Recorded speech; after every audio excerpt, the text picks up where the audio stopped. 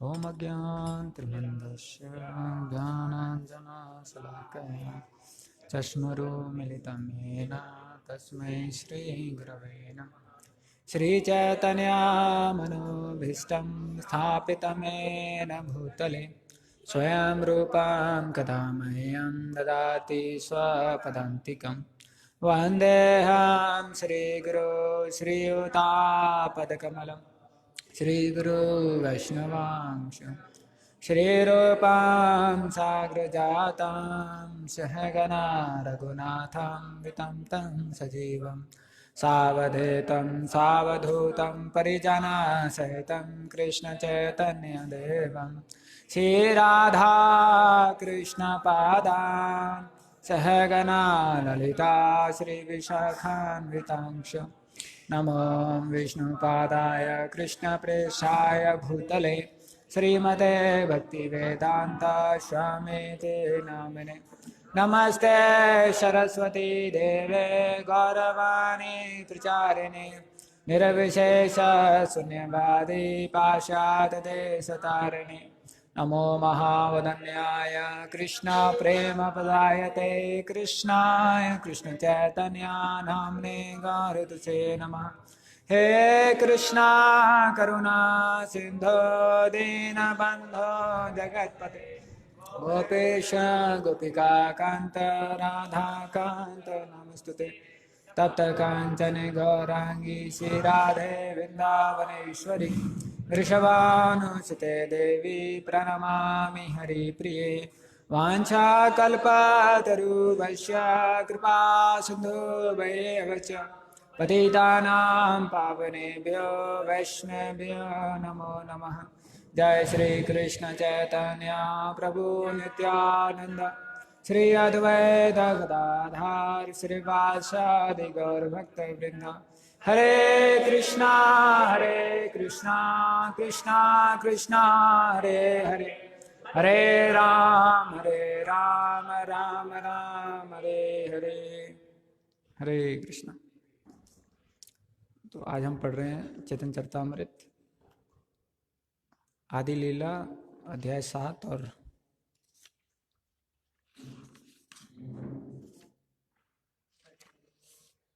श्लोक संख्या 31-32 से चालू करते हैं।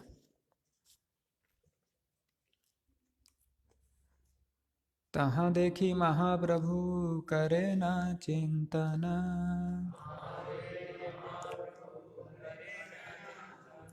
जगत दुबैते आमी करिलू न यतन।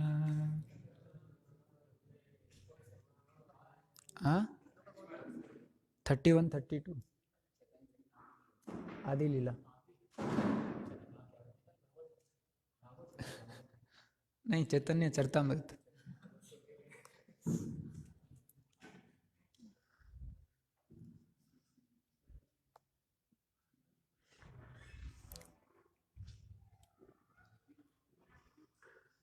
आदि लीला 7.31-32 आगे। तहाँ देखी महाप्रभु करे न चिंतन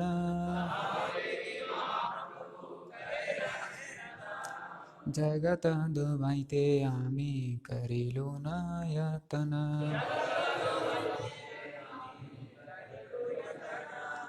केह कह दैला प्रतिज्ञा हैला भंग प्रतिज्ञा ता सब दुबैते पतिब किछु रंग।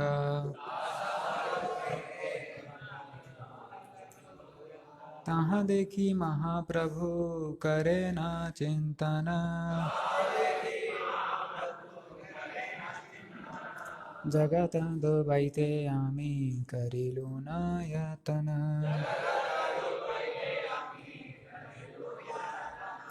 केह कह दैला प्रतिज्ञा हैला भंग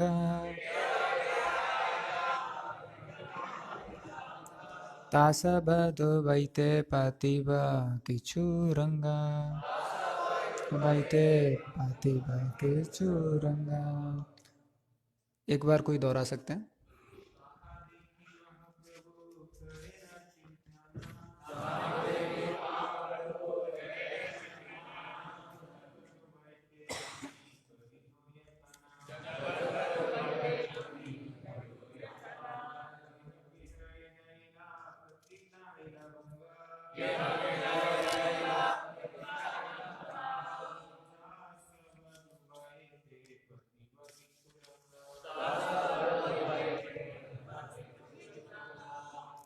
शब्दार्थ अनुवाद तथा तात्पर्य ऐसी भक्तिवेदांत स्वामी शिल प्रभुपाद द्वारा। शिल प्रभुपाद की जा।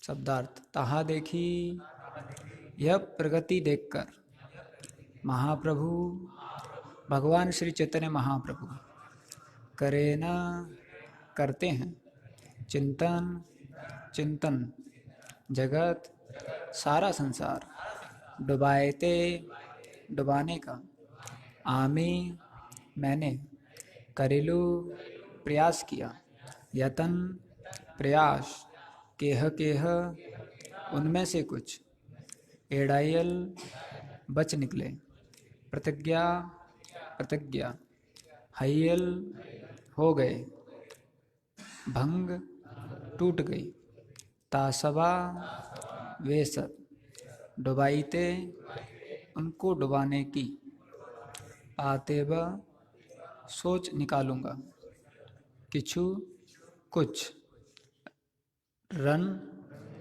रंग तरकीब। यह देखकर कि मायावादी तथा अन्य लोग पलायन कर रहे हैं चैतन्य महाप्रभु ने सोचा मेरी इच्छा थी कि प्रत्येक व्यक्ति भगवत प्रेम की इस बाढ़ में डूब जाए, किंतु उनमें से कुछ लोग भाग निकले हैं, अतएव मैं उन्हें भी डुबाने का कोई उपाय निकालूंगा। तात्पर्य। यहाँ पर एक महत्वपूर्ण बात कही गई है। भगवान श्री चैतन्य महाप्रभु ऐसा मार्ग निकालना चाहते थे जिससे वे मायावादियों तथा कृष्ण भावनामृत आंदोलन में रुचि न रखने वाले ऐसे ही अन्य लोगों को पकड़ सकें। यह आचार्य का लक्षण है।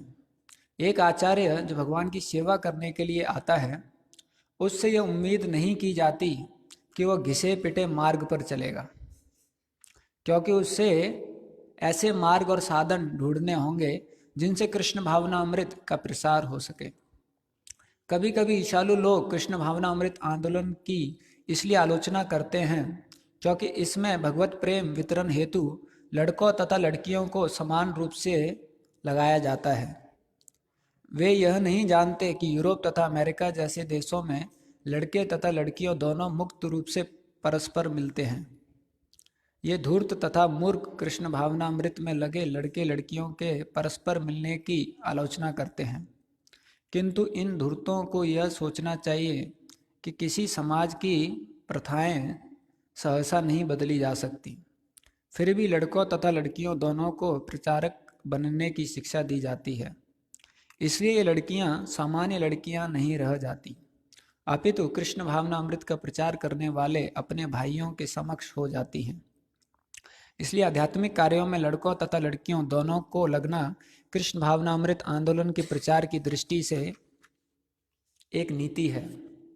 जो ईशालु मूर्ख लोग लड़कों तथा लड़कियों के परस्पर मिलने की आलोचना करते हैं उन्हें अपनी मूर्खता से ही संतुष्ट रहना पड़ेगा, क्योंकि वे सोच ही नहीं सकते कि कृष्ण भावनामृत का प्रचार करने के लिए किस तरह से इस कार्य के लिए उपयुक्त साधनों का उपयोग किया जाए। उनकी घिसी पिटी विधियों से कृष्ण भावनामृत का प्रसार नहीं हो सकता। इसलिए हम जो कुछ कर रहे हैं वह चैतन्य महाप्रभु की कृपा से पूर्ण है, क्योंकि उन्होंने ही कृष्ण भावनामृत से दूर रहने वालों को पकड़ने के लिए एक मार्ग का आविष्कार करने के लिए अनुमोदन किया था। हरे कृष्णा।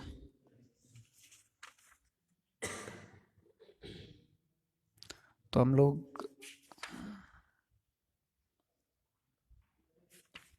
अगला श्लोक भी पढ़ लेते हैं, उसके बाद चर्चा करेंगे। एत बलि मने किछु करिया बेचारा संन्यास आश्रम प्रभु केला अंगीकारा।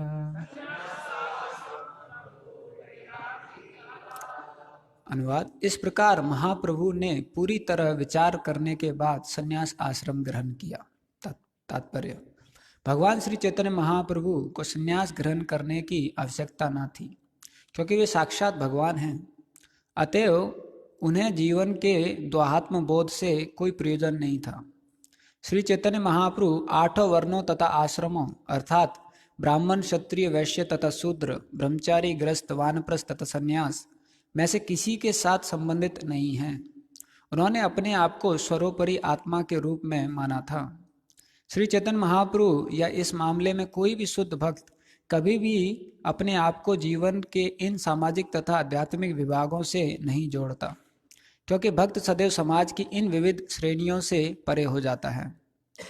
तो भी भगवान श्री चैतन्य ने इस आधार पर संन्यास ग्रहण करना स्वीकार किया कि जब वे सन्यासी बन जाएंगे तो हर व्यक्ति उनका सम्मान करेगा और इससे हर व्यक्ति का मंगल होगा। यद्यपि उन्हें संन्यास ग्रहण करने की कोई आवश्यकता न थी, किंतु उन्होंने उन लोगों के मंगल हेतु ऐसा किया जो उन्हें सामान्य मनुष्य मानते थे। उनके संन्यास ग्रहण करने का प्रमुख कारण मायावादी सन्यासियों का उद्धार करना था। यह इसी अध्याय में आगे स्पष्ट हो जाएगा। श्रील भक्तिसिद्धांत सरस्वती ठाकुर ने मायावादी शब्द की व्याख्या इस प्रकार की है। पूर्ण पुरुषोत्तम भगवान जीवन की भौतिक अवधारणा से परे हैं। मायावादी वो है जो पूर्ण पुरुषोत्तम भगवान कृष्ण के शरीर को माया से बना हुआ मानता है और जो भगवान के धाम को तथा उन तक पहुँचने की विधि भक्ति को भी माया ही मानता है। मायावादी भक्ति के सारे साधनों को माया मानते हैं। माया इस भौतिक स्थिति की सूचक है जिसका विशेष लक्षण सकाम कर्मों की प्रतिक्रिया भुगतना है। मायावादी लोग भक्ति को ऐसा ही सकाम कर्म मानते हैं। उनके अनुसार जब भागवत अर्थात भक्तगण दार्शनिक चिंतन से शुद्ध हो जाएंगे तभी उनकी मुक्ति हो सकेगी। भक्ति के विषय में ऐसा तर्क वितर्क करने वाले लोग कुतार्किक झूठे तार्किक कहलाते हैं और जो लोग भक्ति को सकाम कर्म मानते हैं वे कर्मनिष्ठ कहलाते हैं। जो लोग भक्ति की आलोचना करते हैं वे निंदक कहलाते हैं। इसी प्रकार वे अभक्त जो भक्त कार्यों को भौतिक मानते हैं पाषंडी कहलाते हैं और इसी प्रकार का दृष्टिकोण रखने वाले विद्वान अधम पड़ुया कहलाते हैं। कुतार्किक, निंदक, पाषंडी तथा अधम पड़ुया इन सब ने श्री चैतन्य महाप्रभु के भगवत प्रेम विकास के आंदोलन के लाभ से अपने आप को दूर रखा, किंतु श्री चैतन्य महाप्रभु को इन पर दया आई, जिसके कारण ही उन्होंने संन्यास ग्रहण करने का निश्चय किया, क्योंकि ये सब उन्हें सन्यासी के रूप में देखकर उनका सम्मान करेंगे। आज भी भारत में संन्यास आश्रम का आदर किया जाता है, यहाँ तक कि सन्यासी को वेशभूषा से ही भारतीय जनता में आदर भाव जगता है। इसलिए श्री चैतन्य महाप्रभु ने अपने भक्ति संप्रदाय के प्रचार की सुविधा के लिए संन्यास स्वीकार किया। यद्यपि उन्हें आध्यात्मिक जीवन के इस चतुर्थ आश्रम में प्रवेश करने की कोई आवश्यकता न थी। हरे कृष्णा। तो ये जो अध्याय चल रहा है आदि लीला का सातवां अध्याय और श्लोक संख्या 31-32 से, तो इसमें जो चैतन्य महाप्रभु क्यों संन्यास लिए उसका कारण बताया गया है।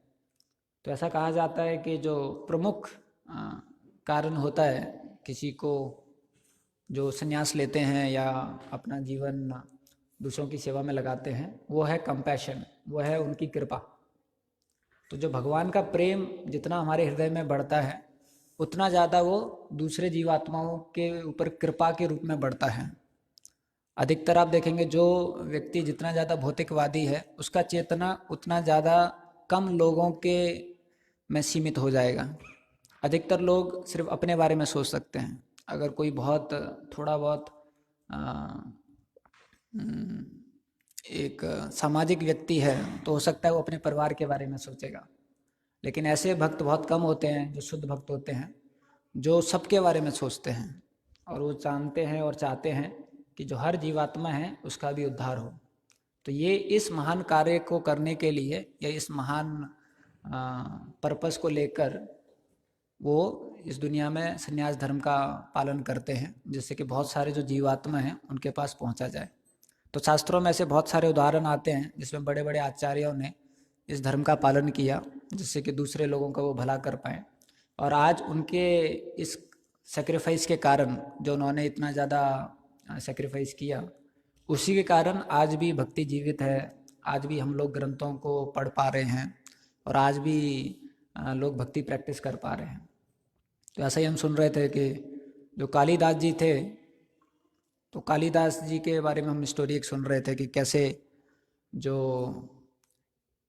एक कोई जगह था जहाँ पर एक बहुत विद्वान एक औरत थी, उसका नाम विद्वत्तमा ऐसा करके कुछ था। तो जितने भी पंडित आते थे उसका शर्त था कि जो मुझे उसमें हरा देगा वाद विवाद में, शास्त्रिक वाद विवाद में, मैं उसके साथ शादी करूँगी। और वो बहुत सुंदर कन्या थी। तो जितने भी पंडित आते थे आसपास से, वो सबको हरा देती थी। तो इतने सारे उन्होंने पंडितों को हराया तो सारे पंडितों में बहुत ज़्यादा ईर्ष्या हो गया कि एक औरत से हम हार रहे हैं, वो भी ये थोड़ा सा पुराना समय है। जैसे नवीन नीरद प्रभु बता रहे थे कि एक बार वो बुक वितरण कर रहे थे और जब वो शाम को आए तो अपना स्कोर सबमिट कर रहे थे। तो उनसे पहले एक माता जी खड़ी थी, वो अपना स्कोर सबमिट कर रही थी कि आज मैंने इतना किताब डिस्ट्रीब्यूट किया है।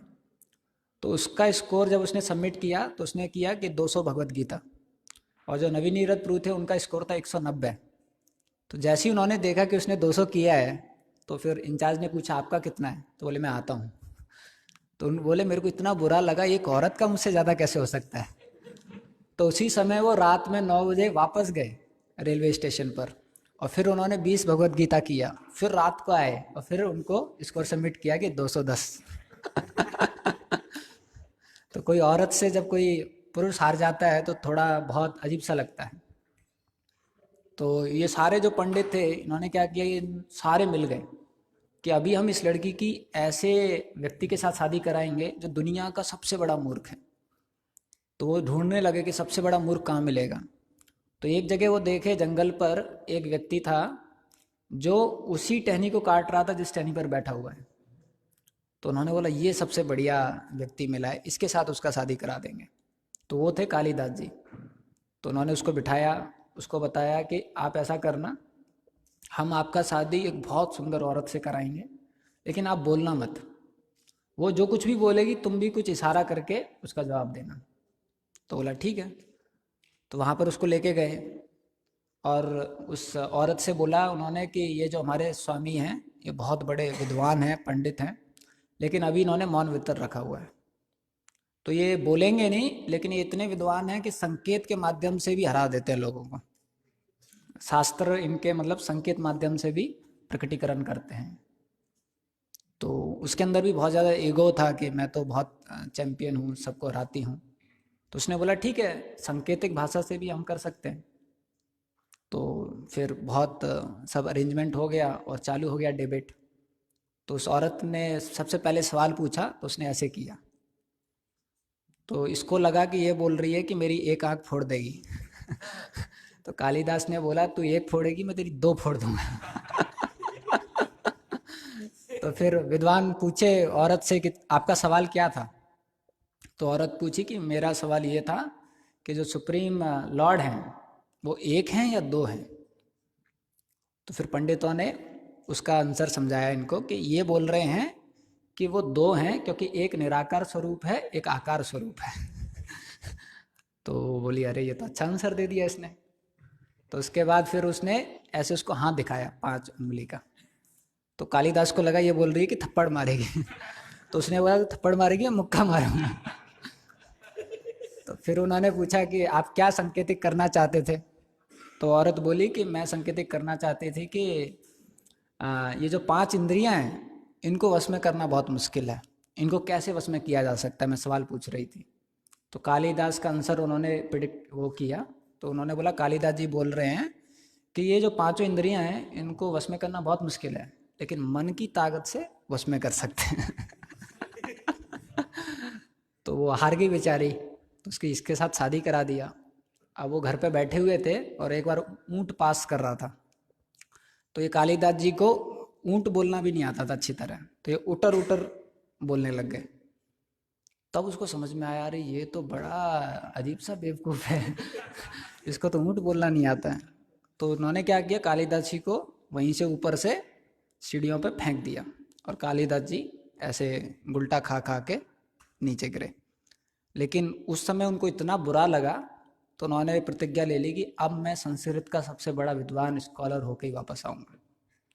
तो फिर वहाँ से वो जाते हैं काशी, और काशी में जाते हैं, वहाँ पर सब कुछ सीखते हैं, और बहुत सारे सालों के बाद आते हैं इनके पास जो अपनी पत्नी है, और उसका दरवाज़ा नॉक करते हैं, और वो बोलते हैं कपटम द्वारम देहो, दैट ये जो दरवाज़ा है इसको खोलिए, हे सुंदरी ये दरवाज़ा खोलिए, ऐसा संस्कृत में बोलते हैं। तो वो देख लेती है कि कालिदास जी आ गए हैं, तो वो चेक करना चाहती थी कि कितना स्कॉलर हैं ये। तो वो बोलती है अस्ति कश्चित वाग्य विशेषा, तो बोलती are you so intelligent that you want to say something more intelligent to me. Exact मेरे को संस्कृत नहीं पता है, कर्मतार को पता है, लेकिन वो ऐसा कहना चाहती थी कि तुम कुछ इंटेलिजेंट बोलना चाहते हो क्या, कुछ स्कॉलरली बात बोलना चाहते हो क्या। सी सेड अस्ति कच्चित वाग विशेष। तो कालिदास जी क्या किए, एक एक शब्द के ऊपर 3 महाकाव्य लिखे, मतलब अस्ति के ऊपर एक महाकाव्य लिखे, कश्चित के ऊपर दूसरा महाकाव्य लिखे, और वाग्य विशेष के ऊपर तीसरा महाकाव्य लिखे। तो ये उनके महाकाव्य लिखने की शुरुआत थी, और बाद में तो हम जानते हैं कि उन्होंने बहुत बड़े लेवल पे और बहुत विख्यात काव्य लिखे। तो ऐसा कई बार हम देखते हैं कि जब व्यक्ति किसी परिस्थिति में जाता है और फिर अपने आप को एक बड़े लेवल पर दूसरों को मदद करने के लिए कदम उठाता है, तो वो बहुत महान व्यक्ति बन जाता है। जैसे हम रामानुजाचार्य के केस में देखते हैं कि वो भक्ति करना चाहते थे, लेकिन उनकी जो पत्नी थी वो बहुत ही ज़्यादा ब्राह्मणिकल पत्नी थी, बहुत ही ज़्यादा ब्राह्मण सोच विचार वाली थी। और जब उनके एक बार महापूर्ण आ रखे होते हैं उनके घर पर, और वो उनके गुरु के रूप में उन्होंने स्वीकार किया होता है उनको, तो जो महापूर्ण होते हैं और उनकी पत्नी होती हैं वो थोड़े नीचे समाज से होते हैं। तो एक बार वो कुएं में पानी भर रहे थे महापूर्ण की पत्नी, और ये जो रामानुजाचार्य की पत्नी है ये भी पानी भर रही थी। तो गलती से कुछ बूंदें उनकी पानी का बूंद इनके बकेट में गिर गया। तो ये इतना इनको गुस्सा लगा, इन्होंने पूरा पानी फेंक दिया, और ये काफ़ी कुछ बोलने लगे कि तुम पूरा कल्चर भूल गई हो, ब्राह्मण के साथ तुम कैसा बर्ताव कर रहे हो, ऐसा करके काफ़ी कुछ उनको बोला। तो वो जो पत्नी थी रामानुजाचार्य की वो बहुत ही ज़्यादा विनम्र थी, तो बेचारी रोने लगी। तो फिर महापूर्ण की जो पत्नी थी वो रोने लगी। तो फिर महापूर्ण बोले आप रोइए मत, शायद हम बहुत दिनों से रंगनाथ जी से दूर हैं, तो शायद रंगनाथ जी हमको बुला रहे हैं, इसलिए उन्होंने ये पूरा लीला करवाया है, तो हम लोग वापस चलते हैं। तो ऐसा करके वो चले जाते हैं। तो रामानुजाचार्य को बहुत गुस्सा आता है कि अरे ये क्या, ये औरत इतना ज़्यादा ब्राह्मणवाद से लगी हुई है, और एक शुद्ध भक्त को भी ये रिस्पेक्ट नहीं कर पा रही है। तो ये तो पहला एपिसोड था, ऐसे बहुत सारे हुए, रामानुजाचार्य उनको टॉलरेट करते गए। फिर एक बार क्या होता है, रामानुजाचार्य कांचीपुरम को अपने यहाँ पर प्रसाद के लिए बुलाना चाहते थे। तो कांचीपुरम को बोलते हैं आप आइए हमारे घर पे, हम आपको प्रसाद खिलाना चाहते हैं। क्योंकि वो जानते थे कि जब शुद्ध वैष्णव खुश होगा, जब मैं शुद्ध वैष्णव की सेवा करूँगा तभी मुझे कृपा मिलेगा। तो उनको लगा कांचीपुरम बहुत शुद्ध भक्त हैं, अगर मैं उनको सेवा करूँगा, प्रसाद खिलाऊँगा तो मुझे बहुत ज़्यादा कृपा मिलेगा।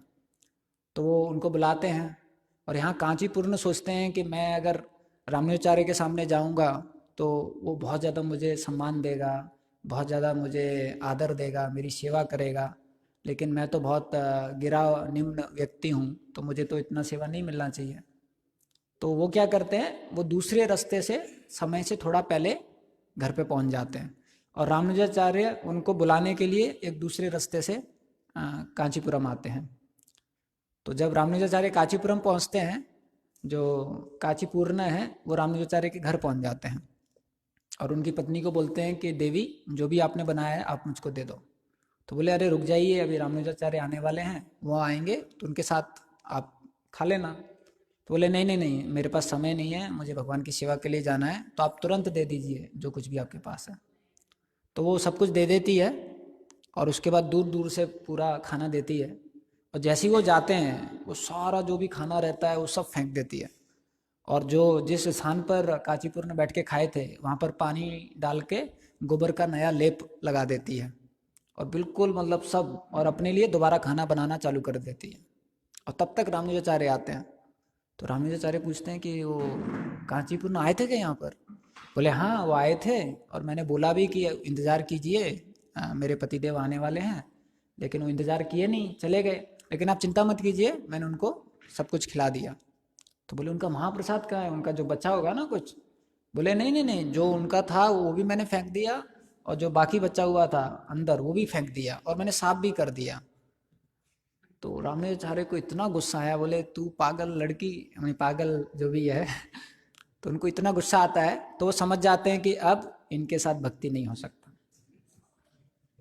तो वो क्या करते हैं, वो जब जा रहे होते हैं तो एक ब्राह्मण होता है, क्योंकि इनका भी मूड थोड़ा गर्म हो गया होता है औरत का, कि मेरे पति ने ऐसे गंदे गंदे वचन मेरी तरफ बोले। और ये ब्राह्मण भीख मांग रहा होता है घर टू घर। तो ये गलत समय पर भीख मांगने आ जाता है, क्योंकि कई बार हमारा मूड सही नहीं होता है और कोई दूसरा व्यक्ति आ जाता है तो हमारा गुस्सा उसके ऊपर निकल जाता है। तो वो ये आता है और ये बोलता है देवी भिक्षा दे ही। तो उसको इतना गुस्सा आता है, बोलते तू और कोई काम नहीं है क्या, ये है वो है फलाना ठिकाना है, हमेशा भीख मांगते रहते हो। तो उसका मुंह बेचारा छोटा हो जाता है, और वो रामानुजाचार्य देख लेता है जब जा रहा होता है। तो रामानुजाचार्य पूछते क्या हुआ। बोले मैं आपके घर पे गया और ऐसे कटु वचन बोले उन्होंने, तो पता नहीं, और भिक्षा भी नहीं दिया। तो रामानुजाचार्य बोले ऐसा करो, अभी आपको भिक्षा देगी, मैं एक चीज़ बताता हूँ आपको। बोले क्या है। तो रामानुजाचार्य ने एक लेटर लिखा, और उस लेटर में उनके पिता के यहाँ से लेटर आया है, ऐसा लिखा कि हे बेटी, तुम्हारी जो दूसरी बहन है उसकी हमने शादी तय कर दी है, और हम चाहते हैं तुरंत, क्योंकि बहुत सारे काम घर पे बाकी हैं, तो हम चाहते तुरंत आप आ जाओ। और अच्छा होगा कि आपके जो पति हैं वो भी आ जाएं, लेकिन अगर वो नहीं आ पा रहे हैं तो आप तो आ ही जाओ। और तुरंत आ जाओ, ऐसा करके लेटर भेजा। तो ब्राह्मण गया और ब्राह्मण ने उनको वो लेटर दिया। तो जैसे ही वो लेटर उसने पाया, पिता से लेटर आया, तो खुश हो गई और इनको थोड़ा भिक्षा वगैरह भी दे दिया। और फिर रामानुजाचार्य जब आते हैं तो बोलती हैं कि पति आपको पता है मेरे पिताजी से लेटर आया है। बोले अच्छा क्या है। बोले जो मेरी बहन थी ना वो दूसरी वाली, उसकी शादी तय हो गई है और बहुत काम बाकी है, सब कुछ है, तो मुझे बुला रहे हैं और आपको भी बुला रहे हैं। तो रामाचार्य बोले मेरा तो अभी थोड़ा बहुत बिजी है, सेवा वगैरह भी है, तो आप चले जाओ, मैं बाद में आता हूँ। तो ऐसा करके उनको भेज देते हैं, और उसी दिन जाते हैं कांचीपुरम में, कांचीपुरम के पास, और लॉर्ड वरदराज के सामने एक संन्यास वेश धारण कर लेते हैं, और उनका नाम पड़ता है यतिराज। और वही यतिराज हम जानते हैं उनकी वजह से बाद में यमुनाचार्य के बाद वो होते हैं जो श्री संप्रदाय को लीड करते हैं।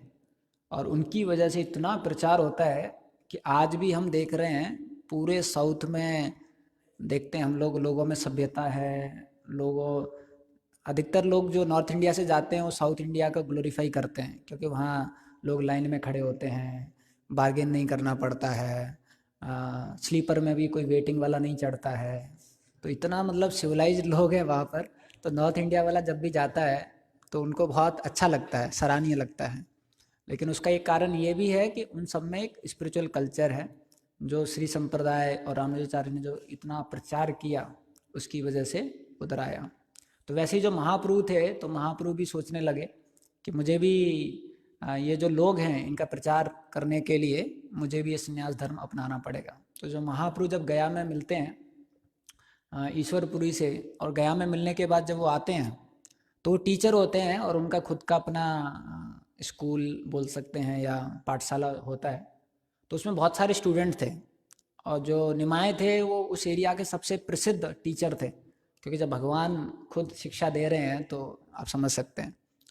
तो ऐसे बहुत विख्यात वर्णन है कि जो बाकी जगह कई साल लगता था सीखने में, महाप्रभु के जो स्कूल था, पाठशाला था, उसमें कुछ दिनों ही में वो सीख जाते थे। तो ऐसा करके बहुत सारे उनके में विद्यार्थी थे। तो जब महाप्रभु गया से वापस आए तो उन्होंने पहला चैप्टर खोला, तो जब वो बोलने लगे तो बीच में वो ग्रामर नहीं बोल रहे थे, वो कृष्ण के बारे में बोलने लग जाते हैं, और फिर एक्सटैटिक हो जाते हैं, और कृष्ण ये हैं, कृष्ण वो हैं, कृष्ण मूल तत्व हैं, कृष्ण को ही प्रसन्न करना चाहिए। तो जो बच्चे होते हैं जैसे ही महाप्रभु क्लास चालू कर रहे होते हैं तो चैतन्य चरितामृत में आता है कि वो अपना अपना नोटबुक खोल लेते हैं नोट्स बनाने के लिए। फिर जैसे ही देखते हैं महाप्रभु तो पूरा कृष्ण कृष्ण ही बोल रहे हैं, तो बच्चे समझ जाते हैं आज थोड़ा अलग क्लास है, नोटबुक अपना बंद करके रख देते हैं।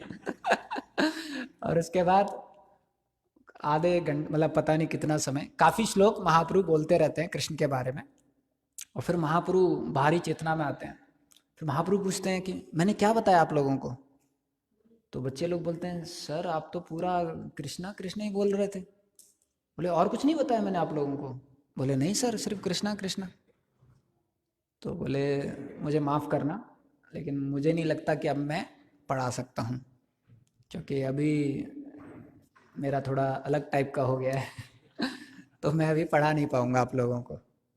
तो बच्चे बोले लेकिन सर आपको छोड़ के हम किसी और को अभी टीचर के रूप में स्वीकार नहीं कर सकते। तो वो भी किताब लेते हैं और गंगा नदी में फेंक देते हैं हम भी वही करेंगे जो आप कर रहे हो तो महाप्रभु बहुत खुश हो जाते हैं ऐसा करके। तो यही महाप्रभु जब संन्यास ले लेते हैं करुणा दिखाने के लिए, हम जैसे जीव बंधुओं का उद्धार करने के लिए। और बाद में हम देखते हैं जैसे जैसे महाप्रभु साउथ इंडिया में ट्रैवल कर रहे हैं, जगन्नाथपुरी में प्रचार कर रहे हैं, वृंदावन में ट्रैवल कर रहे हैं, तो कितना ज़्यादा प्रचार करते हैं महाप्रभु और कितना ज़्यादा अपना अनुकंपा दिखाते हैं। तो उसमें से एक जो लीला आता है 7.121 मध्य लीला, तो ये जो कुर्म ब्राह्मण से मिलते हैं महाप्रभु और वासुदेव लिपर का उद्धार करते हैं।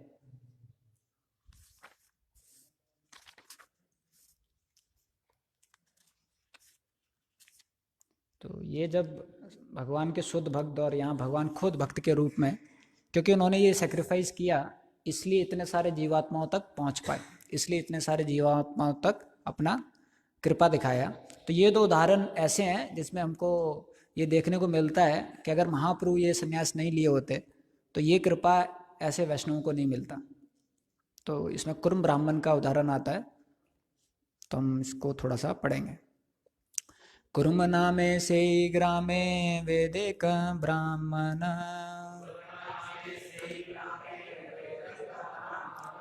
बहु श्रद्धा भक्ति केला प्रभुर निमंत्रण।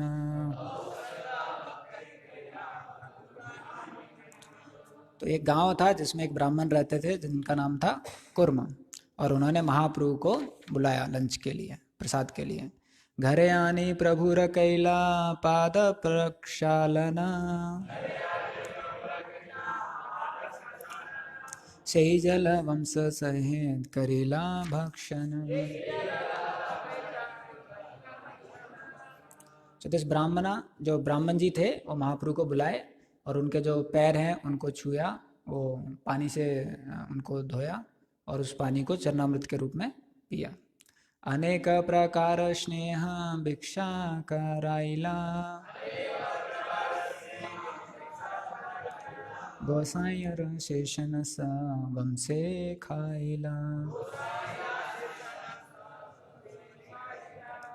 तो जो कुर्म ब्राह्मण थे उन्होंने महाप्रभु को अलग अलग प्रकार के व्यंजन खिलाए और वो सब बाद में महाप्रसाद के रूप में पूरे परिवारजन में बांटे। तो ऐसा करके जो ब्राह्मण हैं वो भगवान के जो सेवा है उसको कर रहे थे। उसके बाद अगले से अगले श्लोक में वो बोलते हैं मोर भाग्य ऋषिमाना याया कहना आजी मोर श्लाघ्य हैला जन्म कुल धन। तो बोल रहे हैं मेरे जो भाग्य है उसकी सीमा नहीं है, आज मेरा परिवार, मेरा जन्म, मेरा धन सब धन हो गया है। कृपा कर प्रभु मोरे यान तो संगे सही तेना पारी दुख विषया तरंगे।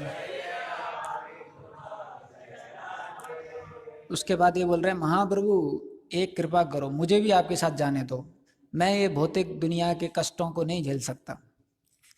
तो ऐसा कहा जाता है कि भौतिक दुनिया से विरक्ति और आध्यात्मिक दुनिया से आसक्ति, ये शास्त्र बार बार हमको सिखाने की कोशिश करता है। प्रभु कहे अच्छे बात कबू ना कही बा ग्रह रही कृष्ण नाम निरंतर लाइबा। तो महाप्रभु ने इनको बोला कि आप ऐसा बात मत बोलो, आप घर पे ही रहो और क्या करो, भगवान का नाम सदा जप करो। तो एक चीज आप देखेंगे कि महाप्रभु ने सबको दो इंस्ट्रक्शन दिए, जो चैतन्य चरितामृत में कृष्णदास कविराज गोस्वामी भी बताते हैं, इसमें और अगले श्लोक में। यार देख तार कह कृष्ण उपदेश, आमार आज्ञा गुरु हैया तारे देश। तो महाप्रभु ने सबको ये शिक्षा दी कि आप जहाँ पर भी हो, जैसे भी परिस्थिति में स्थित हो, या ब्रह्मचारी के रूप में या ग्रस्त के रूप में, वानप्रस्थ या संन्यास, लेकिन आप भगवान का नाम जप कीजिए हमेशा, और लोगों को उसका शिक्षा दीजिए। भागवतम और गीता का जो शिक्षा है या प्रचार है वो लोगों तक कीजिए।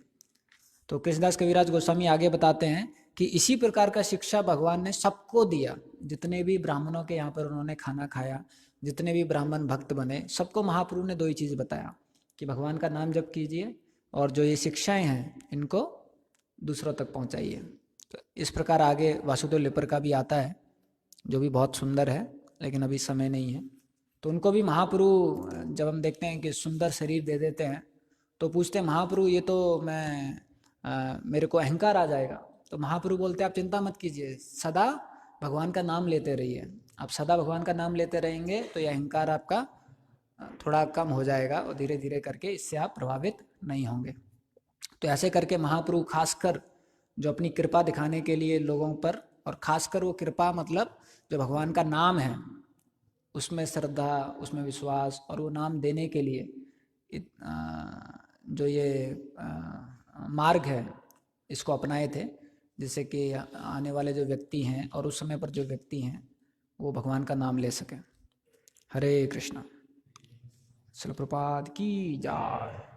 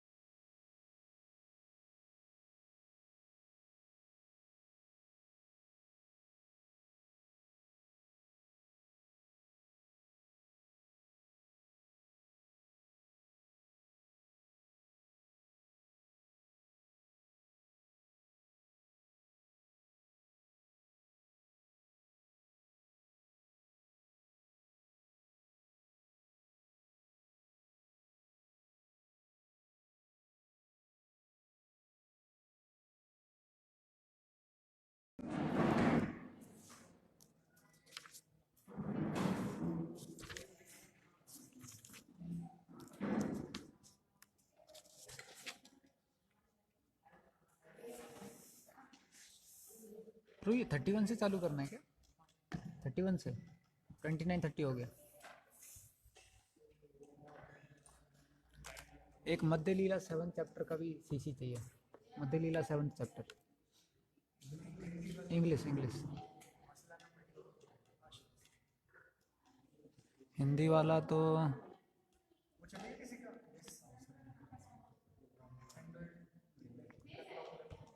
बुक रहेगा तो हिंदी वाला ले आओ।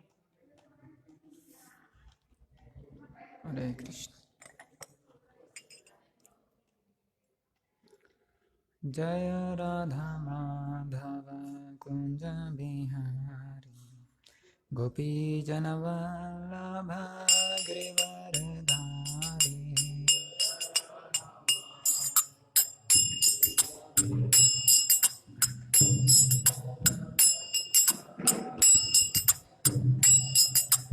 जय राधा माधव कुंज बिहारी गोपी जनवल्लभ गिरिवरधारी।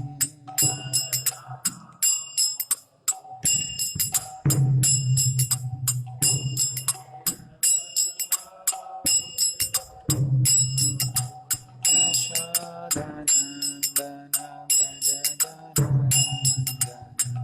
यमुना तीरवनचारि यशोदनन्दन व्रज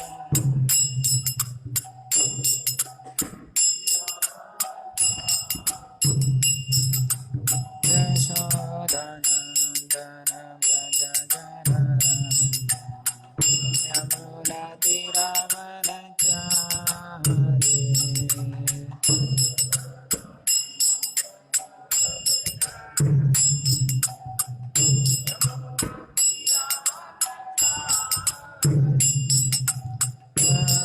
हरे कृष्णा कृष्णा कृष्णा हरे हरे हरे राम राम हरे हरे। हरे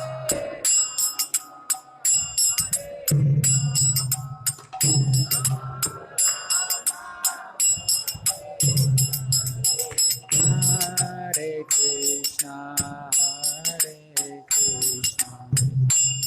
कृष्णा कृष्णा हरे हरे हरे राम राम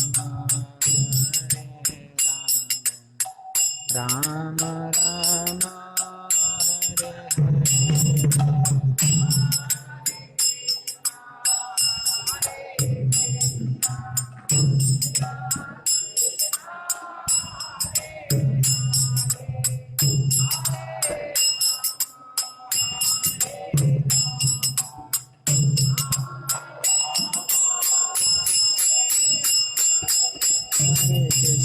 हरे कृष्णा कृष्णा कृष्णा हरे हरे हरे राम राम राम हरे हरे।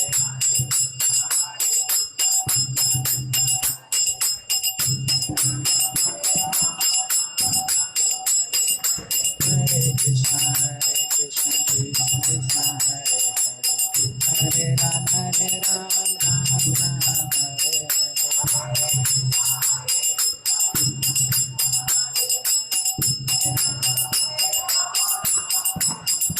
जय प्रभुपदा प्रभुपदा प्रभुपदा जय प्रभुपदा।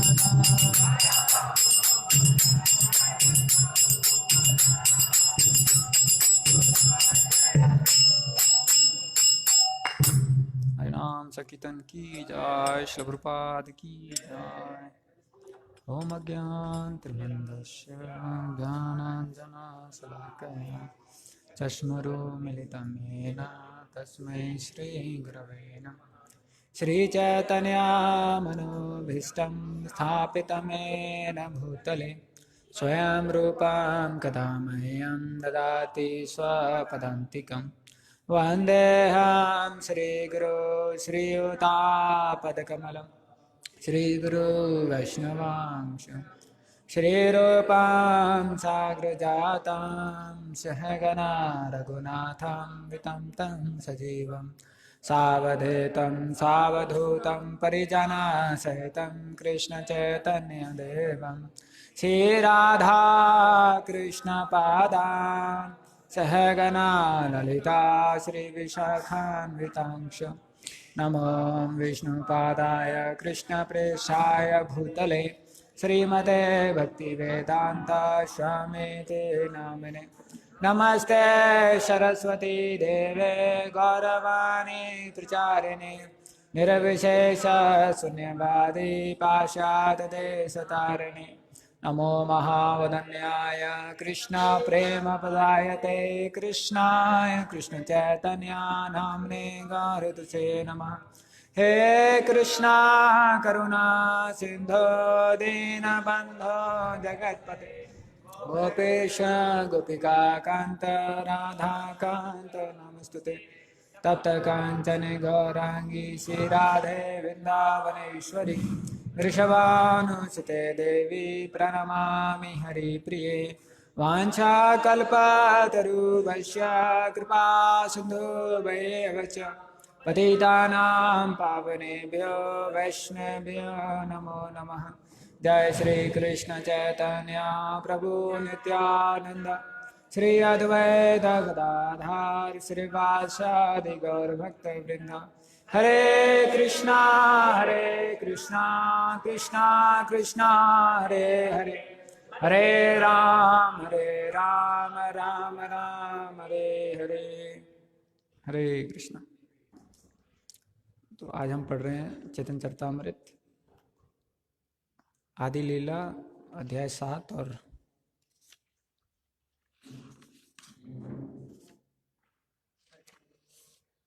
श्लोक संख्या 31-32 से चालू करते हैं।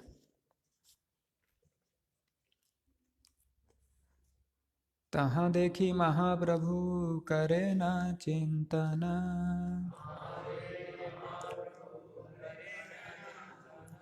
जगत दुबैते आमी करिलू न यतना।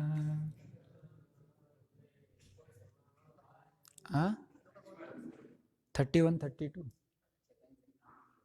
आदि लीला नहीं चैतन्य चरितामृत।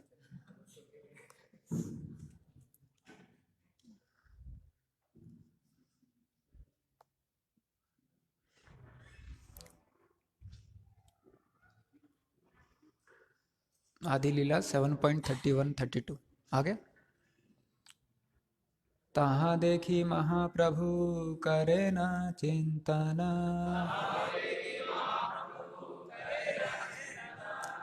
जगत दुबैते आमी करिलू न यतना।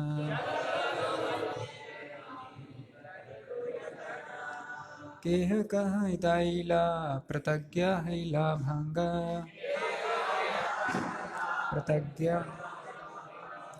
ता सब दुबैते पतिब किछु रंगा।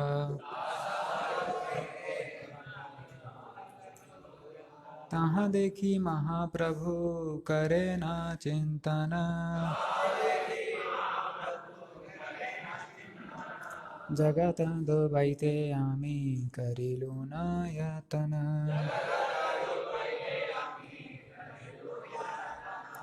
केह कह दैला प्रतिज्ञा हैला भंगा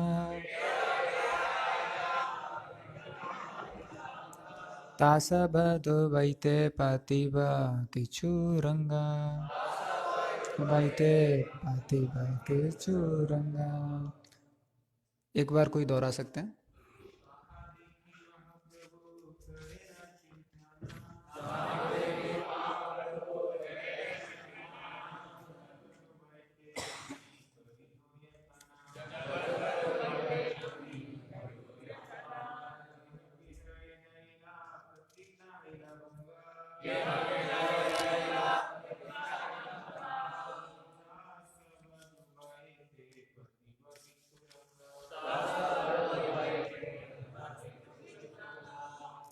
शब्दार्थ अनुवाद तथा तात्पर्य ऐसे भक्तिवेदांत स्वामी श्रील प्रभुपाद द्वारा। श्रील प्रभुपाद की जय। शब्दार्थ। तहा देखी यह प्रगति देखकर महाप्रभु भगवान श्री चैतन्य महाप्रभु करे न करते हैं चिंतन जगत सारा संसार डुबाने का आमी मैंने करेलू प्रयास किया यतन प्रयास केह उनमें से कुछ एडायल बच निकले प्रतिज्ञा हयल हो गए भंग टूट गई तासबा वे सब डुबाईते उनको डुबाने की पाते ब सोच निकालूंगा किछु कुछ रंग तरकीब। यह देखकर कि मायावादी तथा अन्य लोग पलायन कर रहे हैं चैतन्य महाप्रभु ने सोचा मेरी इच्छा थी कि प्रत्येक व्यक्ति भगवत प्रेम की इस बाढ़ में डूब जाए, किंतु उनमें से कुछ लोग भाग निकले हैं, अतएव मैं उन्हें भी डुबाने का कोई उपाय निकालूंगा। तात्पर्य। यहाँ पर एक महत्वपूर्ण बात कही गई है। भगवान श्री चैतन्य महाप्रभु ऐसा मार्ग निकालना चाहते थे जिससे वे मायावादियों तथा कृष्ण भावनामृत आंदोलन में रुचि न रखने वाले ऐसे ही अन्य लोगों को पकड़ सकें। यह आचार्य का लक्षण है। एक आचार्य जो भगवान की सेवा करने के लिए आता है उससे यह उम्मीद नहीं की जाती कि वह घिसे पिटे मार्ग पर चलेगा, क्योंकि उससे ऐसे मार्ग और साधन ढूंढने होंगे जिनसे कृष्ण भावना अमृत का प्रसार हो सके। कभी कभी ईशालु लोग कृष्ण भावना अमृत आंदोलन की इसलिए आलोचना करते हैं क्योंकि इसमें भगवत प्रेम वितरण हेतु लड़कों तथा लड़कियों को समान रूप से लगाया जाता है। वे यह नहीं जानते कि यूरोप तथा अमेरिका जैसे देशों में लड़के तथा लड़कियों दोनों मुक्त रूप से परस्पर मिलते हैं। ये धूर्त तथा मूर्ख कृष्ण भावनामृत में लगे लड़के लड़कियों के परस्पर मिलने की आलोचना करते हैं, किंतु इन धूर्तों को यह सोचना चाहिए कि किसी समाज की प्रथाएं सहसा नहीं बदली जा सकती। फिर भी लड़कों तथा लड़कियों दोनों को प्रचारक बनने की शिक्षा दी जाती है, इसलिए ये लड़कियां सामान्य लड़कियां नहीं रह जाती, अपितु कृष्ण भावनामृत का प्रचार करने वाले अपने भाइयों के समक्ष हो जाती हैं। इसलिए आध्यात्मिक कार्यों में लड़कों तथा लड़कियों दोनों को लगना कृष्ण भावनामृत आंदोलन के प्रचार की दृष्टि से एक नीति है।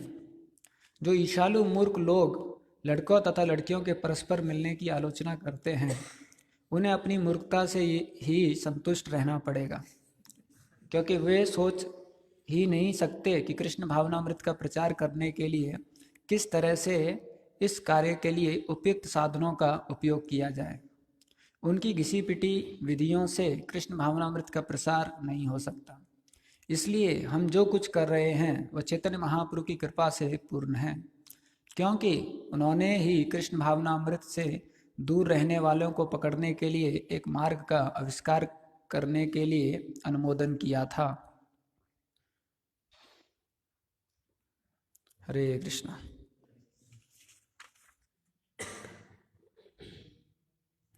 तो हम लोग अगला श्लोक भी पढ़ लेते हैं, उसके बाद चर्चा करेंगे। एत बलि मने किछु करिया बेचारा संन्यास आश्रम प्रभु केला अंगीकारा।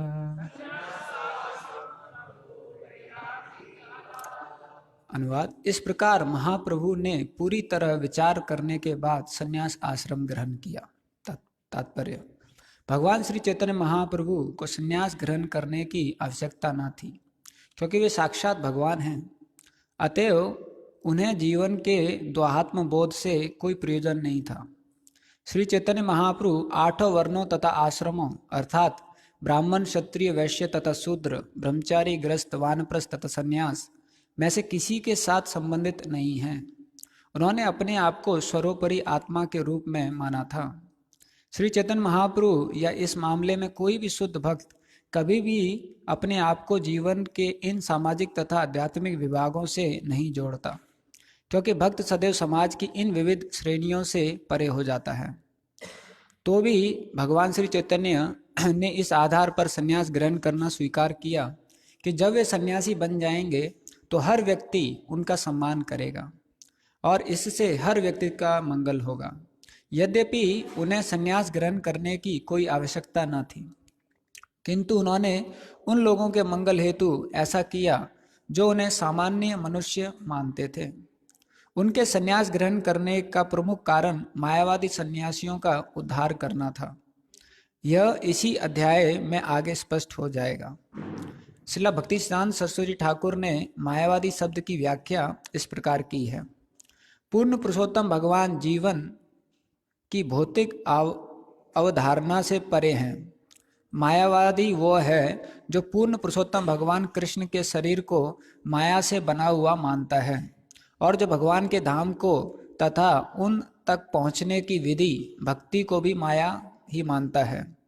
मायावादी भक्ति के सारे साधनों को माया मानते हैं। माया इस भौतिक स्थिति की सूचक है जिसका विशेष लक्षण सकाम कर्मों की प्रतिक्रिया भुगतना है। मायावादी लोग भक्ति को ऐसा ही सकाम कर्म मानते हैं। उनके अनुसार जब भागवत अर्थात भक्तगण दार्शनिक चिंतन से शुद्ध हो जाएंगे तभी उनकी मुक्ति हो सकेगी। भक्ति के विषय में ऐसा तर्क वितर्क करने वाले लोग कुतार्किक झूठे तार्किक कहलाते हैं और जो लोग भक्ति को सकाम कर्म मानते हैं वे कर्मनिष्ठ कहलाते हैं। जो लोग भक्ति की आलोचना करते हैं वे निंदक कहलाते हैं। इसी प्रकार वे अभक्त जो भक्त कार्यों को भौतिक मानते हैं पाषंडी कहलाते हैं और इसी प्रकार का दृष्टिकोण रखने वाले विद्वान अधम पड़ुया कहलाते हैं। कुतार्किक, निंदक, पाषंडी तथा अधम पड़ुया इन सब ने श्री चैतन्य महाप्रभु के भगवत प्रेम विकास के आंदोलन के लाभ से अपने आप को दूर रखा, किंतु श्री चैतन्य महाप्रभु को इन पर दया आई, जिसके कारण ही उन्होंने संन्यास ग्रहण करने का निश्चय किया, क्योंकि ये सब उन्हें सन्यासी के रूप में देखकर उनका सम्मान करेंगे। आज भी भारत में संन्यास आश्रम का आदर किया जाता है, यहाँ तक कि सन्यासी को वेशभूषा से ही भारतीय जनता में आदर भाव जगता है। इसलिए श्री चैतन्य महाप्रभु ने अपने भक्ति संप्रदाय के प्रचार की सुविधा के लिए संन्यास स्वीकार किया। यद्यपि उन्हें आध्यात्मिक जीवन के इस चतुर्थ आश्रम में प्रवेश करने की कोई आवश्यकता न थी। हरे कृष्णा। तो ये जो अध्याय चल रहा है आदि लीला का सातवां अध्याय और श्लोक संख्या 31-32 से, तो इसमें जो चैतन्य महाप्रभु क्यों संन्यास लिए उसका कारण बताया गया है। तो ऐसा कहा जाता है कि जो प्रमुख कारण होता है किसी को जो संन्यास लेते हैं या अपना जीवन दूसरों की सेवा में लगाते हैं, वो है कंपैशन, वो है उनकी कृपा। तो जो भगवान का प्रेम जितना हमारे हृदय में बढ़ता है उतना ज़्यादा वो दूसरे जीवात्माओं के ऊपर कृपा के रूप में बढ़ता है। अधिकतर आप देखेंगे जो व्यक्ति जितना ज़्यादा भौतिकवादी है उसका चेतना उतना ज़्यादा कम लोगों के में सीमित हो जाएगा। अधिकतर लोग सिर्फ अपने बारे में सोच सकते हैं। अगर कोई थोड़ा बहुत एक सामाजिक व्यक्ति है तो हो सकता है वो अपने परिवार के बारे में सोचेगा, लेकिन ऐसे भक्त बहुत कम होते हैं जो शुद्ध भक्त होते हैं, जो सबके बारे में सोचते हैं और वो जानते हैं और चाहते हैं कि जो हर जीवात्मा है उसका भी उद्धार हो। तो ये इस महान कार्य को करने के लिए या इस महान पर्पस को लेकर वो इस दुनिया में संन्यास धर्म का पालन करते हैं, जिससे कि बहुत सारे जो जीवात्मा हैं उनके पास पहुंचा जाए। तो शास्त्रों में ऐसे बहुत सारे उदाहरण आते हैं जिसमें बड़े बड़े आचार्यों ने इस धर्म का पालन किया जिससे कि दूसरे लोगों का वो भला कर पाएँ। और आज उनके इस सेक्रीफाइस के कारण जो उन्होंने इतना ज़्यादा सेक्रीफाइस किया उसी के कारण आज भी भक्ति जीवित है, आज भी हम लोग ग्रंथों को पढ़ पा रहे हैं और आज भी लोग भक्ति प्रैक्टिस कर पा रहे हैं। तो ऐसा ही हम सुन रहे थे कि जो कालिदास जी थे, तो कालिदास जी के बारे में हम स्टोरी एक सुन रहे थे कि कैसे जो एक कोई जगह था जहाँ पर एक बहुत विद्वान एक औरत थी, उसका नाम विद्वत्तमा ऐसा करके कुछ था।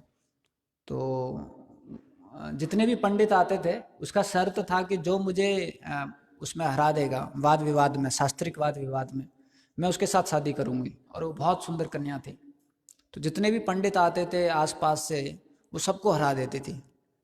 तो इतने सारे उन्होंने पंडितों को हराया तो सारे पंडितों में बहुत ज़्यादा ईर्ष्या हो गया कि एक औरत से हम हार रहे हैं, वो भी ये थोड़ा सा पुराना समय है। जैसे नवीन नीरद प्रभु बता रहे थे कि एक बार वो बुक वितरण कर रहे थे और जब वो शाम को आए तो अपना स्कोर सबमिट कर रहे थे। तो उनसे पहले एक माताजी खड़ी थी, वो अपना स्कोर सबमिट कर रही थी कि आज मैंने इतना किताब डिस्ट्रीब्यूट किया है। तो उसका स्कोर जब उसने सबमिट किया तो उसने किया कि 200 भगवत गीता, और जो नवीन नीरद प्रभु थे उनका स्कोर था 190। तो जैसे ही उन्होंने देखा कि उसने 200 किया है तो फिर इंचार्ज ने पूछा आपका कितना है, तो बोले मैं आता हूँ। तो उन बोले मेरे को इतना बुरा लगा, एक औरत का मुझसे ज़्यादा कैसे हो सकता है। तो उसी समय वो रात में 9 बजे वापस गए रेलवे स्टेशन पर और फिर उन्होंने 20 भगवत गीता किया। फिर रात को आए और फिर उनको स्कोर सबमिट किया कि 210। तो कोई औरत से जब कोई पुरुष हार जाता है तो थोड़ा बहुत अजीब सा लगता है। तो ये सारे जो पंडित थे इन्होंने क्या किया, ये सारे मिल गए कि अभी हम इस लड़की की ऐसे व्यक्ति के साथ शादी कराएंगे जो दुनिया का सबसे बड़ा मूर्ख है। तो वो ढूंढने लगे कि सबसे बड़ा मूर्ख कहाँ मिलेगा। तो एक जगह वो देखे जंगल पर एक व्यक्ति था जो उसी टहनी को काट रहा था जिस टहनी पर बैठा हुआ है। तो उन्होंने बोला ये सबसे बढ़िया व्यक्ति मिला है, इसके साथ उसका शादी करा देंगे। तो वो थे कालिदास जी। तो उन्होंने उसको बिठाया, उसको बताया कि आप ऐसा करना, हम आपका शादी एक बहुत सुंदर औरत से कराएंगे, लेकिन आप बोलना मत, वो जो कुछ भी बोलेगी तुम भी कुछ इशारा करके उसका जवाब देना। तो बोला ठीक है। तो वहाँ पर उसको लेके गए और उस औरत से बोला उन्होंने कि ये जो हमारे स्वामी हैं ये बहुत बड़े विद्वान हैं, पंडित हैं, लेकिन अभी इन्होंने मौन व्रत रखा हुआ है। तो ये बोलेंगे नहीं, लेकिन ये इतने विद्वान हैं कि संकेत के माध्यम से भी हरा देते हैं लोगों को। शास्त्र इनके मतलब संकेत माध्यम से भी प्रकटीकरण करते हैं। तो उसके अंदर भी बहुत ज़्यादा ईगो था कि मैं तो बहुत चैंपियन हूँ, सबको हराती हूँ। तो उसने बोला ठीक है, सांकेतिक भाषा से भी हम कर सकते हैं। तो फिर बहुत सब अरेंजमेंट हो गया और चालू हो गया डिबेट। तो उस औरत ने सबसे पहले सवाल पूछा तो उसने ऐसे किया। तो इसको लगा कि ये बोल रही है कि मेरी एक आंख फोड़ देगी। तो कालिदास ने बोला तू एक फोड़ेगी मैं तेरी दो फोड़ दूंगा। तो फिर विद्वान पूछे औरत से कि आपका सवाल क्या था। तो औरत पूछी कि मेरा सवाल ये था कि जो सुप्रीम लॉर्ड हैं वो एक हैं या दो हैं।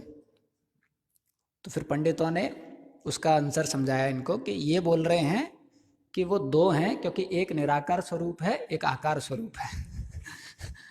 तो बोली अरे ये तो अच्छा आंसर दे दिया इसने। तो उसके बाद फिर उसने ऐसे उसको हाथ दिखाया 5 उंगली का। तो कालिदास को लगा ये बोल रही है कि थप्पड़ मारेगी। तो उसने बोला थप्पड़ मारेगी या मुक्का मारूंगा। तो फिर उन्होंने पूछा कि आप क्या संकेतिक करना चाहते थे। तो औरत बोली कि मैं संकेतिक करना चाहती थी कि ये जो 5 इंद्रियां हैं इनको वश में करना बहुत मुश्किल है, इनको कैसे वश में किया जा सकता है, मैं सवाल पूछ रही थी। तो कालिदास का आंसर उन्होंने प्रिडिक्ट वो किया। तो उन्होंने बोला कालिदास जी बोल रहे हैं कि ये जो 5 इंद्रियां हैं इनको वश में करना बहुत मुश्किल है, लेकिन मन की ताकत से वश में कर सकते हैं। तो वो हार गई बेचारी, तो उसकी इसके साथ शादी करा दिया। अब वो घर पे बैठे हुए थे और एक बार ऊंट पास कर रहा था। तो ये कालिदास जी को ऊंट बोलना भी नहीं आता था अच्छी तरह, तो ये उटर उटर बोलने लग गए। तब उसको समझ में आया अरे ये तो बड़ा अजीब सा बेवकूफ़ है। इसको तो ऊंट बोलना नहीं आता है। तो उन्होंने क्या किया, कालिदास जी को वहीं से ऊपर से सीढ़ियों पे फेंक दिया और कालिदास जी ऐसे गुलटा खा खा के नीचे गिरे। लेकिन उस समय उनको इतना बुरा लगा तो उन्होंने प्रतिज्ञा ले ली कि अब मैं संस्कृत का सबसे बड़ा विद्वान स्कॉलर होकर ही वापस आऊँगा। तो फिर वहाँ से वो जाते हैं काशी, और काशी में जाते हैं, वहाँ पर सब कुछ सीखते हैं, और बहुत सारे सालों के बाद आते हैं इनके पास जो अपनी पत्नी है, और उसका दरवाज़ा नॉक करते हैं, और वो बोलते हैं कपटम द्वारम देहो, दैट ये जो दरवाज़ा है इसको खोलिए, हे सुंदरी ये दरवाज़ा खोलिए, ऐसा संस्कृत में बोलते हैं। तो वो देख लेती है कि कालिदास जी आ गए हैं, तो वो चेक करना चाहती थी कि कितना स्कॉलर हैं ये। तो वो बोलती है अस्ति कश्चित वाग्य विशेषा, तो बोलती are you so intelligent that you want to say something more intelligent to me. Exact मेरे को संस्कृत नहीं पता है, कर्मतार को पता है, लेकिन वो ऐसा कहना चाहती थी कि तुम कुछ इंटेलिजेंट बोलना चाहते हो क्या, कुछ स्कॉलरली बात बोलना चाहते हो क्या। सी सेड अस्ति कच्चित वाग विशेष। तो कालिदास जी क्या किए, एक एक शब्द के ऊपर 3 महाकाव्य लिखे, मतलब अस्ति के ऊपर एक महाकाव्य लिखे, कश्चित के ऊपर दूसरा महाकाव्य लिखे, और वाग्य विशेष के ऊपर तीसरा महाकाव्य लिखे। तो ये उनके महाकाव्य लिखने की शुरुआत थी, और बाद में तो हम जानते हैं कि उन्होंने बहुत बड़े लेवल पे और बहुत विख्यात काव्य लिखे। तो ऐसा कई बार हम देखते हैं कि जब व्यक्ति किसी परिस्थिति में जाता है और फिर अपने आप को एक बड़े लेवल पर दूसरों को मदद करने के लिए कदम उठाता है, तो वो बहुत महान व्यक्ति बन जाता है। जैसे हम रामानुजाचार्य के केस में देखते हैं कि वो भक्ति करना चाहते थे, लेकिन उनकी जो पत्नी थी वो बहुत ही ज़्यादा ब्राह्मणिकल पत्नी थी, बहुत ही ज़्यादा ब्राह्मण सोच विचार वाली थी। और जब उनके एक बार महापूर्ण आ रखे होते हैं उनके घर पर, और वो उनके गुरु के रूप में उन्होंने स्वीकार किया होता है उनको, तो जो महापूर्ण होते हैं और उनकी पत्नी होती हैं वो थोड़े नीचे समाज से होते हैं। तो एक बार वो कुएं में पानी भर रहे थे महापूर्ण की पत्नी, और ये जो रामानुजाचार्य की पत्नी है ये भी पानी भर रही थी। तो गलती से कुछ बूंदें उनकी पानी का बूंद इनके बकेट में गिर गया। तो ये इतना इनको गुस्सा लगा, इन्होंने पूरा पानी फेंक दिया, और ये काफ़ी कुछ बोलने लगे कि तुम पूरा कल्चर भूल गई हो, ब्राह्मण के साथ तुम कैसा बर्ताव कर रहे हो, ऐसा करके काफ़ी कुछ उनको बोला। तो वो जो पत्नी थी रामानुजाचार्य की वो बहुत ही ज़्यादा विनम्र थी, तो बेचारी रोने लगी। तो फिर महापूर्ण की जो पत्नी थी वो रोने लगी। तो फिर महापूर्ण बोले आप रोइए मत, शायद हम बहुत दिनों से रंगनाथ जी से दूर हैं, तो शायद रंगनाथ जी हमको बुला रहे हैं, इसलिए उन्होंने ये पूरा लीला करवाया है, तो हम लोग वापस चलते हैं। तो ऐसा करके वो चले जाते हैं। तो रामानुजाचार्य को बहुत गुस्सा आता है कि अरे ये क्या, ये औरत इतना ज़्यादा ब्राह्मणवाद से लगी हुई है, और एक शुद्ध भक्त को भी ये रिस्पेक्ट नहीं कर पा रही है। तो ये तो पहला एपिसोड था, ऐसे बहुत सारे हुए, रामानुजाचार्य उनको टॉलरेट करते गए। फिर एक बार क्या होता है, रामानुजाचार्य कांचीपुरम को अपने यहाँ पर प्रसाद के लिए बुलाना चाहते थे। तो कांचीपुरम को बोलते हैं आप आइए हमारे घर पे, हम आपको प्रसाद खिलाना चाहते हैं, क्योंकि वो जानते थे कि जब शुद्ध वैष्णव खुश होगा, जब मैं शुद्ध वैष्णव की सेवा करूँगा तभी मुझे कृपा मिलेगा। तो उनको लगा कांचीपुरम बहुत शुद्ध भक्त हैं, अगर मैं उनको सेवा करूँगा, प्रसाद खिलाऊँगा तो मुझे बहुत ज़्यादा कृपा मिलेगा। तो वो उनको बुलाते हैं, और यहाँ कांचीपुरम सोचते हैं कि मैं अगर रामानुजाचार्य के सामने जाऊँगा तो वो बहुत ज़्यादा मुझे सम्मान देगा, बहुत ज़्यादा मुझे आदर देगा, मेरी सेवा करेगा, लेकिन मैं तो बहुत गिरा निम्न व्यक्ति हूँ, तो मुझे तो इतना सेवा नहीं मिलना चाहिए। तो वो क्या करते हैं, वो दूसरे रास्ते से समय से थोड़ा पहले घर पे पहुँच जाते हैं, और रामानुजाचार्य उनको बुलाने के लिए एक दूसरे रास्ते से कांचीपुरम आते हैं। तो जब रामानुजाचार्य कांचीपुरम पहुँचते हैं, जो कांचीपूर्ण है वो रामानुजाचार्य के घर पहुँच जाते हैं, और उनकी पत्नी को बोलते हैं कि देवी जो भी आपने बनाया है आप मुझको दे दो। तो बोले अरे रुक जाइए, अभी रामानुजाचार्य आने वाले हैं, वो आएंगे तो उनके साथ आप खा लेना। तो बोले नहीं नहीं नहीं, मेरे पास समय नहीं है, मुझे भगवान की सेवा के लिए जाना है, तो आप तुरंत दे दीजिए जो कुछ भी आपके पास है। तो वो सब कुछ दे देती है, और उसके बाद दूर दूर से पूरा खाना देती है, और जैसे ही वो जाते हैं वो सारा जो भी खाना रहता है वो सब फेंक देती है, और जो जिस स्थान पर कांचीपुरम बैठ के खाए थे वहाँ पर पानी डाल के गोबर का नया लेप लगा देती है, और बिल्कुल मतलब सब, और अपने लिए दोबारा खाना बनाना चालू कर देती है। और तब तक रामानुजाचार्य आते हैं। तो रामानुजाचार्य पूछते हैं कि वो कांचीपुरम आए थे क्या यहाँ पर? बोले हाँ वो आए थे और मैंने बोला भी कि इंतज़ार कीजिए, मेरे पतिदेव आने वाले हैं, लेकिन वो इंतज़ार किए नहीं, चले गए। लेकिन आप चिंता मत कीजिए, मैंने उनको सब कुछ खिला दिया। तो बोले उनका महाप्रसाद कहाँ है, उनका जो बचा होगा ना कुछ। बोले नहीं नहीं नहीं, जो उनका था वो भी मैंने फेंक दिया, और जो बाकी बचा हुआ था अंदर वो भी फेंक दिया, और मैंने साफ भी कर दिया। तो रामानुजाचार्य को इतना गुस्सा आया, बोले तू पागल लड़की, यानी पागल जो भी है। तो उनको इतना गुस्सा आता है, तो वो समझ जाते हैं कि अब इनके साथ भक्ति नहीं हो सकता। तो वो क्या करते हैं, वो जब जा रहे होते हैं तो एक ब्राह्मण होता है, क्योंकि इनका भी मूड थोड़ा गर्म हो गया होता है औरत का, कि मेरे पति ने ऐसे गंदे गंदे वचन मेरी तरफ बोले, और ये ब्राह्मण भीख मांग रहा होता है घर टू घर। तो ये गलत समय पर भीख मांगने आ जाता है, क्योंकि कई बार हमारा मूड सही नहीं होता है और कोई दूसरा व्यक्ति आ जाता है तो हमारा गुस्सा उसके ऊपर निकल जाता है। तो वो ये आता है और ये बोलता है देवी भिक्षा दे ही। तो उसको इतना गुस्सा आता है, बोलते तू और कोई काम नहीं है क्या, ये है वो है फलाना ठिकाना है, हमेशा भीख मांगते रहते हो। तो उसका मुंह बेचारा छोटा हो जाता है, और वो रामानुजाचार्य देख लेता है जब जा रहा होता है। तो रामानुजाचार्य पूछते क्या हुआ। बोले मैं आपके घर पे गया और ऐसे कटु वचन बोले उन्होंने, तो पता नहीं, और भिक्षा भी नहीं दिया। तो रामानुजाचार्य बोले ऐसा करो, अभी आपको भिक्षा देगी, मैं एक चीज़ बताता हूँ आपको। बोले क्या है। तो रामानुजाचार्य ने एक लेटर लिखा, और उस लेटर में उनके पिता के यहाँ से लेटर आया है, ऐसा लिखा कि हे बेटी, तुम्हारी जो दूसरी बहन है उसकी हमने शादी तय कर दी है, और हम चाहते हैं तुरंत, क्योंकि बहुत सारे काम घर पे बाकी हैं, तो हम चाहते हैं तुरंत आप आ जाओ।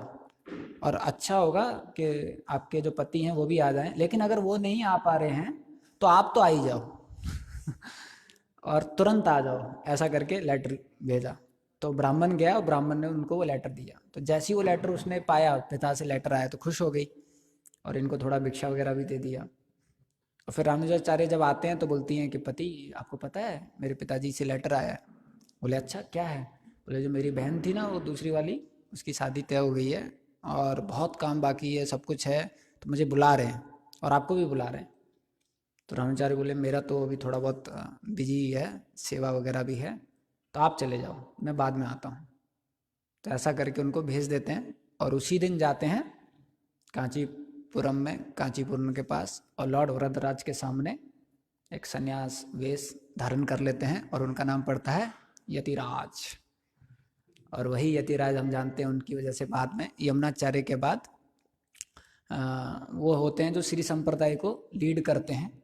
और उनकी वजह से इतना प्रचार होता है कि आज भी हम देख रहे हैं पूरे साउथ में, देखते हैं हम लोग, लोगों में सभ्यता है। लोगों, अधिकतर लोग जो नॉर्थ इंडिया से जाते हैं वो साउथ इंडिया का ग्लोरीफाई करते हैं, क्योंकि वहाँ लोग लाइन में खड़े होते हैं, बार्गेन नहीं करना पड़ता है, स्लीपर में भी कोई वेटिंग वाला नहीं चढ़ता है। तो इतना मतलब सिविलाइज्ड लोग हैं वहाँ पर। तो नॉर्थ इंडिया वाला जब भी जाता है तो उनको बहुत अच्छा लगता है, सराहनीय लगता है। लेकिन उसका एक कारण ये भी है कि उन सब में एक स्पिरिचुअल कल्चर है, जो श्री संप्रदाय और रामानुजाचार्य ने जो इतना प्रचार किया उसकी वजह से उधर आया। तो वैसे ही जो महाप्रभु थे, तो महाप्रभु भी सोचने लगे कि मुझे भी ये जो लोग हैं इनका प्रचार करने के लिए मुझे भी ये संन्यास धर्म अपनाना पड़ेगा। तो जो महाप्रभु जब गया में मिलते हैं ईश्वरपुरी से, और गया में मिलने के बाद जब वो आते हैं तो वो टीचर होते हैं, और उनका खुद का अपना स्कूल बोल सकते हैं या पाठशाला होता है। तो उसमें बहुत सारे स्टूडेंट थे, और जो निमाय थे वो उस एरिया के सबसे प्रसिद्ध टीचर थे, क्योंकि जब भगवान खुद शिक्षा दे रहे हैं तो आप समझ सकते हैं। तो ऐसे बहुत विख्यात वर्णन है कि जो बाकी जगह कई साल लगता था सीखने में, महाप्रभु के जो स्कूल था, पाठशाला था, उसमें कुछ दिनों ही में वो सीख जाते थे। तो ऐसा करके बहुत सारे उनके में विद्यार्थी थे। तो जब महाप्रभु गया से वापस आए तो उन्होंने पहला चैप्टर खोला, तो जब वो बोलने लगे तो बीच में वो ग्रामर नहीं बोल रहे थे, वो कृष्ण के बारे में बोलने लग जाते हैं, और फिर एक्सटैटिक हो जाते हैं, और कृष्ण ये हैं, कृष्ण वो हैं, कृष्ण मूल तत्व हैं, कृष्ण को ही प्रसन्न करना चाहिए। तो जो बच्चे होते हैं जैसे ही महाप्रभु क्लास चालू कर रहे होते हैं तो चैतन्य चरितामृत में आता है कि वो अपना अपना नोटबुक खोल लेते हैं नोट्स बनाने के लिए। फिर जैसे ही देखते हैं महाप्रभु तो पूरा कृष्ण कृष्ण ही बोल रहे हैं, तो बच्चे समझ जाते हैं आज थोड़ा अलग क्लास है, नोटबुक अपना बंद करके रख देते हैं। और उसके बाद आधे घंटे, मतलब पता नहीं कितना समय, काफ़ी श्लोक महाप्रभु बोलते रहते हैं कृष्ण के बारे में। और फिर महाप्रभु बाहरी चेतना में आते हैं। फिर महाप्रभु पूछते हैं कि मैंने क्या बताया आप लोगों को? तो बच्चे लोग बोलते हैं सर आप तो पूरा कृष्णा कृष्णा ही बोल रहे थे। बोले और कुछ नहीं बताया मैंने आप लोगों को? बोले नहीं सर, सिर्फ कृष्णा कृष्णा। तो बोले मुझे माफ़ करना, लेकिन मुझे नहीं लगता कि अब मैं पढ़ा सकता हूँ, क्योंकि अभी मेरा थोड़ा अलग टाइप का हो गया है तो मैं अभी पढ़ा नहीं पाऊँगा आप लोगों को। तो बच्चे बोले लेकिन सर आपको छोड़ के हम किसी और को अभी टीचर के रूप में स्वीकार नहीं कर सकते। तो वो भी किताब लेते हैं और गंगा नदी में फेंक देते हैं हम भी वही करेंगे जो आप कर रहे हो तो महाप्रभु बहुत खुश हो जाते हैं ऐसा करके। तो यही महाप्रभु जब संन्यास ले लेते हैं करुणा दिखाने के लिए, हम जैसे जीव बद्धों का उद्धार करने के लिए। और बाद में हम देखते हैं जैसे जैसे महाप्रभु साउथ इंडिया में ट्रैवल कर रहे हैं, जगन्नाथपुरी में प्रचार कर रहे हैं, वृंदावन में ट्रैवल कर रहे हैं, तो कितना ज़्यादा प्रचार करते हैं महाप्रभु और कितना ज़्यादा अपना अनुकंपा दिखाते हैं। तो उसमें से एक जो लीला आता है 7.121 मध्य लीला। तो ये जो कुर्म ब्राह्मण से मिलते हैं महाप्रभु और वासुदेव लिपर का उद्धार करते हैं।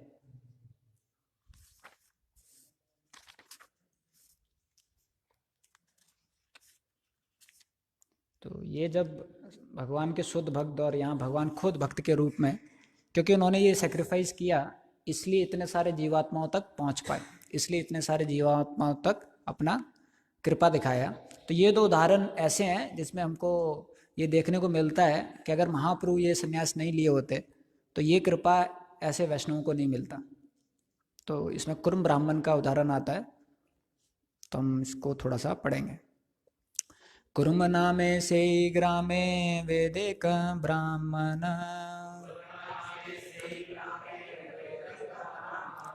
बहु श्रद्धा भक्ति केला प्रभुर निमंत्रण।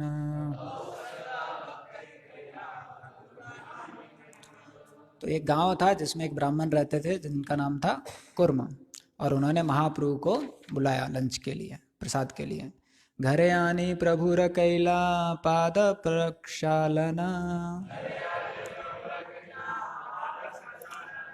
सही जल वंश सहित करेला भक्षण। तो इस जो ब्राह्मण जी थे वो महाप्रभु को बुलाए और उनके जो पैर हैं उनको छुआ, वो पानी से उनको धोया और उस पानी को चरणामृत के रूप में पिया। अनेक प्रकार स्नेह भिक्षा कराइला